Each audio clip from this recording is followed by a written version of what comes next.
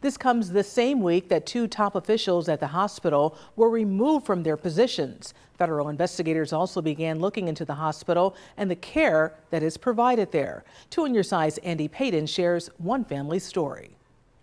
I'm a little kid from Buffalo, New York. You know, I got family who never left Buffalo, New York. Shamar Foster grew up in a military family. My cousin was in the military. My mom got into the military because of my uncles. And in many ways, it defined his childhood. Whether it's a 13-hour ride or whether it's going to see the Berlin Wall when it's collapsing or whether it's, anything. But when he says his family needed the military, So, they didn't answer the call. yeah. Last September, Shamar's mother, Angela Tomlinson, a former military secretary of 14 years, was in a battle with thyroid cancer at the VA Medical Center in Waikiki, Hawaii, and according to doctors, needed to get back to the States to receive the proper care at a cancer treatment center. The doctors was there like, we need to get her. This is the time to get her to Buffalo. The goal was to transfer Angela to the VA center here in Buffalo, to be near family and have access to Roswell Park. But despite Shamar and the doctor's efforts, no one would answer the phone. How often are you guys trying to call? Oh, they were calling every day. They were calling almost every shift trying to figure out what was going on.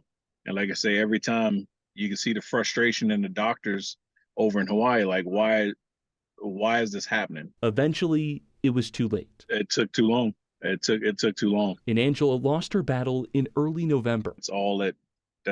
That's all I can think about when I seen this. Shamar tells me he can't stop replaying the events of last fall in his head, since the news broke Tuesday that the top two officials at that same VA center here in Buffalo have been removed amid other reports of delayed care, misconduct, and administrative failures. Could they have been the reason?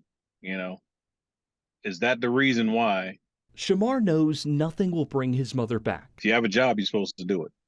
You do it to the best of your ability. But just hopes that sharing his story with us tonight will make it so the next time the VA answers the call. I hope this shift and this change wake people up to the fact that people are being treated wrong or people are just not doing what they're supposed to do.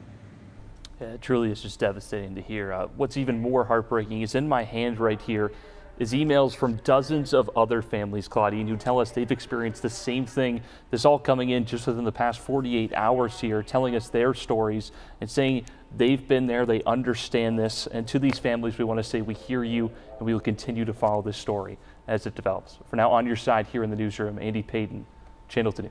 Absolutely, Andy. Thank you for that report.